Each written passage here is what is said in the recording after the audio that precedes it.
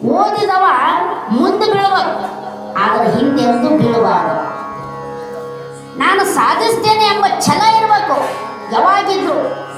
ಮತ್ತು ಆ ಛಲನ ನಮ್ಮ ಮನಸ್ಸಿನಾಗ ಇರಲಿಲ್ಲ ಅಂತಂದ್ರೆ ನಾವು ಇದ್ದಲ್ಲೇನ ಇರ್ತೀವಿ. ಅದಕ್ಕೆ ಆ ಕೆಸರಿನಲ್ಲಿ ಬಿದ್ದಂಥ ಹುಳ ಹೆಂಗೆ ಇರ್ತೈತಿ, ನಾವು ಕೂಡ ಕೆಸರಿನಲ್ಲಿ ಬಿದ್ದಂಥ ಹುಳ ಆಗಬೇಕಾಗಿ. ಅದಕ್ಕೆ ಹೆದರದಿರು ಮನವೇ, ಬೆದರದಿರು ತನುವೆ. ಈ ತನು ಯಾಕೆ ನಮಗೆ ಬಂದೈತಂತಂದ್ರೆ ಎಲ್ಲವನ್ನು ಸಾಧಿಸಲುಗೋಸ್ಕರವಾಗಿ ಈ ತನು ನಮಗೆ ಬಂದೈತೆ. ಇದು ಬಿದ್ದು ಹೋಗುತ್ತನು, ಒಂದಿಲ್ಲ ಒಂದಿನ ಈ ತನು ಇಲ್ಲದಂಗ ಆಗತ್ತೆ.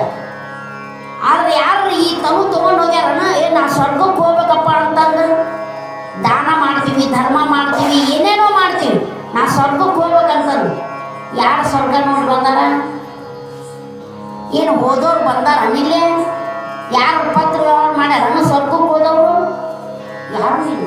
ಯಾಕಂದ್ರೆ ಎಲ್ಲ ಈ ಧ್ಯೇಯ ಇಲ್ಲೇ ಸುಟ್ಟೋಗಿರ್ತೈತೆ ನಮ್ದು. ಅದಕ್ಕೆ ಬೆದರದಿರು ತನುವೆ. ಈ ತನುವಿನೊಳಗಾದ ಎಲ್ಲ ಮನ, ಬುದ್ಧಿ, ಚಿತ್ತ, ಅಹಂಕಾರ, ಕಾಮ, ಕ್ರೋಧ, ಮೋಹ, ಲೋಭ, ಮದ, ಮತ್ಸರ ಎಲ್ಲಾನು ಈ ಶರೀರದೊಳಗಾದವು. ನಮಗೆ ಕಾಡೋರು ನಮ್ಮೊಳಗಾದವು, ಹೊರಗಿಲ್ಲ ಯಾರು. ನಮಗ ಕಾಡೋರು ನಮ್ಮ ಒಳಗಾದವು, ಆದ್ರೆ ಹೊರಗೆ ನಮಗ ಯಾರೂ ಕಾಡೋದಿಲ್ಲ.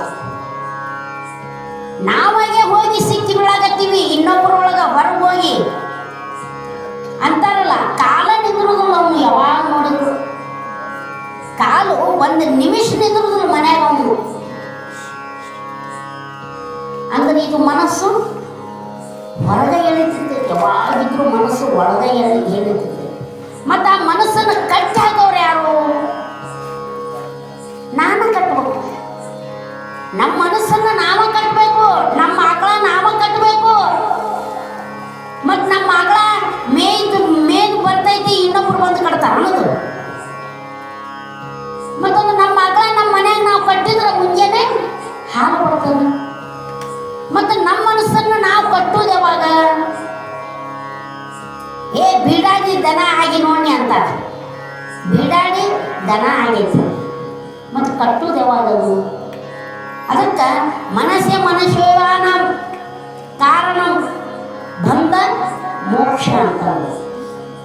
ನಮ್ಮ ಮನಸ್ಸಿನಿಂದಲೇ ನಾವು ಬಂಧಕ್ಕೀಡಾಗ್ತೀವಿ, ನಮ್ಮ ಮನಸ್ಸಿನಿಂದಲೇ ನಾವು ಮೋಕ್ಷವನ್ನು ಪಡಿತೀವಿ ಅಂದಾಗ ನಮ್ಮ ಮನಸ್ಸನ್ನು ಯಾವ ರೀತಿ ಇಟ್ಕೋಬೇಕಪ್ಪ? ನಾವು ಇಟ್ಕೋಬೇಕು. ಬುಕ್ದಾಗ ಬರೆದದ್ದು ತಿಂದುತ್ತಾರೆ ಯಾರು ಬಂದು, ಈ ದಾರಿ ಸರಿ ಇಲ್ಲ, ಆ ದಾರಿಗೆ ಹೋಗಂತಾರೆ. ಆದ್ರೆ ಮನಸ್ಸು ತಿದ್ದವ್ರು ಬೇಕಲ್ಲ. ಟೀಚರ್ ಆದವರು ಹಂಗಲ್ಪ ಹಿಂಗೆ ಓದ್ಬೇಕು ನೋಡಿ ಅಂತಾರ. ಅವರು ದಿನಾನು ಟೀಚರ್ನ ಬಂದು ಓದಿಸ್ತಾನ, ನಮಗ ಮನೆಗೆ ಬಂದು ಇಲ್ಲ. ಈಗ ಗುರು ಮಾತೆಯವರು ಇಲ್ಲಿ ಕುಂತಾರ, ಒಂದೆರಡು ಮಾತು ತಿಳುವಳಿಕೆ ಹೇಳ್ತಾರ. ಅವರು ದಿನ ನಿಮ್ಮ ಮನೆಗೆ ಬಂದು ತಿಳುವಳಿಕೆ ಹೇಳೋದು ಹೇಳ್ತಾರ. ಒಮ್ಮೆ ತಿಳುವಳಿಕೆ ಆಗಿಲ್ಲ, ಅದು ಸಾಯುತನ ನೆನಪಿನಲ್ಲಿ ಇಟ್ಟುಕೋಬೇಕು. ಆ ದಾರಿಯಲ್ಲಿ, ಒಳ್ಳೆಯ ದಾರಿಯಲ್ಲಿ ನಡಿಬೇಕು. ನಾವೇನು ಮಾಡ್ತೀವಿ? ದಿನ ಮುಂಜಾನೆ ದೇವ್ರ ಕಡೆ ಹೋಗ್ತೀವಿ, ಕೈ ಮುಗಿತೀವಿ, ನಮಗೆ ಸುಖ ಕೊಡಪ್ಪ, ನಮಗ ಎಲ್ಲರಿಗಿನ ಚಲೋ ಇಡಪ್ಪ, ನಮಗೆ ಆಸ್ತಿ ಕೊಡಪ್ಪ, ನಮ್ಮ ಮಕ್ಕಳಿಗೆ ನೌಕರಿ ಕೊಡಪ್ಪ. ಎಲ್ಲಿಂದ ಕೊಡೋದು?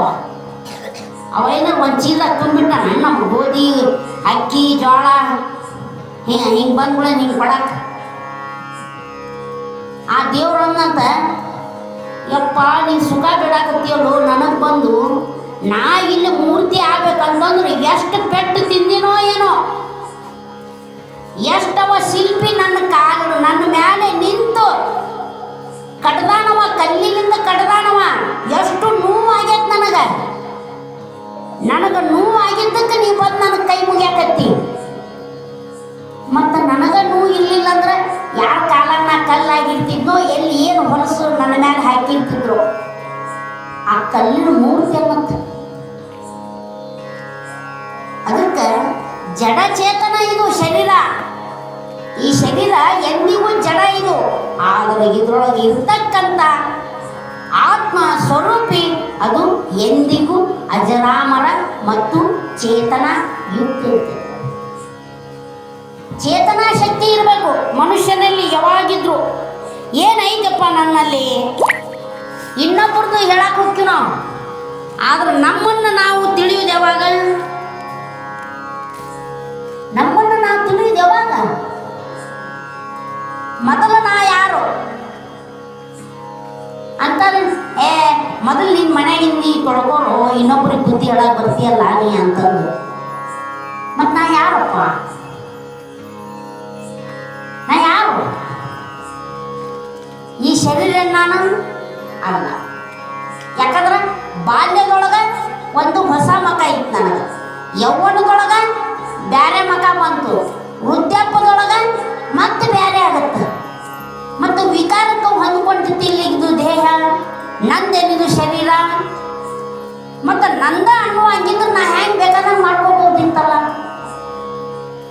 ಮುಪ್ಪಾವಸ್ಥೆ ಬರ್ಲಾರ್ದ ಮಾಡ್ಕೋಬಹುದಿತ್ತು, ಯೌವನ ಬರ್ಲಾರ್ದ ಮಾಡ್ಕೋಬಹುದಿತ್ತು.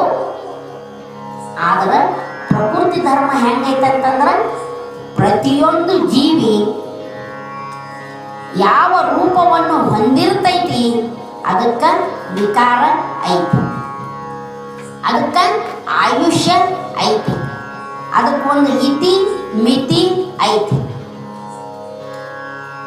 ಏನೂ ಇಲ್ಲಪ್ಪ ನಾನು ಒಂದು 200 ವರ್ಷ ಬದುಕ್ತೀನಿ ಅನ್ನೋರು ಯಾರದಾರ? ಯಾರೂ ಇಲ್ಲ. ಈಗ ಇಲ್ಲಿ ಹಿರಿಯರು ಕುಂತಾರ 75 80 ಆದವ್ರು ಅದಾರ. ನಾವು 75 80ಕ್ಕೆ ಹೋಗ್ತೀವಿಲ್ಲೋ ಗೊತ್ತಿಲ್ಲ. ಅದಕ್ಕೆ ನಮ್ಮನ್ನು ನಾವು ತಿಳಿಬೇಕಾಗೈತಿ, ನಮ್ಮನ್ನು ನಾವು ಅರಿಬೇಕಾಗೈತಿ. ನಾ ಯಾರಪ್ಪ ಅನ್ನೋದು ನನ್ನಲ್ಲಿ ನಾನು ತಿಳಿದ್ರೆ ಅವಾಗ ನಾವು ನಿಶ್ಚಿಂತನಾಗಿ ಇರ್ತೀವಿ. ನಾವು ಇನ್ನೊಬ್ಬರದ್ದು ತಿಳುವಳಿಕೆ ಬೇಕಾಗಿಲ್ಲ ನಮಗೆ, ಇನ್ನೊಬ್ಬರದ್ದು ತಿಳಿಯೋದು ಬೇಕಾಗಿಲ್ಲ ನಮಗೆ. ಮೊದಲು ನಾ ಯಾರು? ಈಗ ಮಕ್ಕಳು ಆದ್ಗಳೇನ ಇನ್ನೊಂದು ಶಾಲೆಗೆ ಹಾಕಿ ಬಂದ್ಬಿಡ್ತಾರೆ. ಮತ್ತು ಪ್ರೀತಿ ಉಳಿಬೇಕಂದ್ರೆ ಏನು ಉಳಿತೈತದು ಪ್ರೀತಿ? ಅಜ್ಜ ಅಂತಾರನ ಈಗ ಮೊಮ್ಮಕ್ಕಳು, ಅಜ್ಜಿ ಅಂತಾರನ ಅವ್ರ ಮಗನ ನೋಡಿರೋದು ಇವು. ತಂದೆ ಸಾಯ್ತಾ ಇದ್ದ ಯಾರು ಅನ್ನೋದು ಗೊತ್ತಿರೋದಿಲ್ಲ ಈಗಿನ ಮಕ್ಕಳಿಗೆ. ಮೊದಲ 8 10 ಹಡಿತಿದ್ರಂತ, ಈ ಒಂದಕ್ಕೆ ಬ್ಯಾಸರ್ತಾವ ಇವು, ಒಂದಕ್ಕೆ ಬ್ಯಾಸರ್ತಾವು. ಅದು ಒಂದ ಸಾಕಾಗೂ ಆಗವಲ್ದು ಇವ್ರಿಗೆ. ಅಡಿಗೆ ಮಾಡೋದಂದ್ರೆ ದೂರ ಉಳಿತು. ಯಾರು ಅಡಿಗೆ ಮಾಡ್ತಾರೆ ಈಗ? ಹೊರಗೆ ಹೋಗೋದು, ತಿನ್ನೋದು, ಬರೋದು. ಮತ್ತು ನಮ್ಮನ್ನು ನಾವು ವಿಚಾರಿಸೋದು ಯಾವಾಗ? ನಾವು ನಾನಾರು? ನಾ ಯಾರಪ್ಪ ಅಂದಾರು? ಮತ್ತು ನಾ ಬಂದೆ, ಹುಟ್ಟಿದೆ, ಕೆಲಸ ಮಾಡಿದೆ, ಮನೆ ಕಟ್ಸಿದೆ, ಅದು ಕಟ್ಸಿದೆ, ವಾದೆ.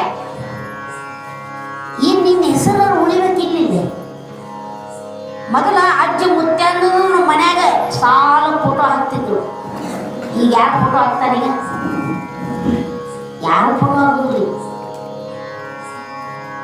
ಅದಕ್ಕೆ ಮನುಷ್ಯನಾದವನು ತನ್ನನ್ನು ತಾನು ತಿಳಿದು ತನ್ನ ಮನೆ ಏಟೈತಿ ಅದರಲ್ಲಿ ಸುಖಿ ಜೀವನವನ್ನು ನಡೆಸುವಂತಾಗಬೇಕೆಂತಂದು ಇಲ್ಲಿ 2 ಮಾತನಾಡಿ ಕೊಟ್ಟಿದ್ದಕ್ಕೆ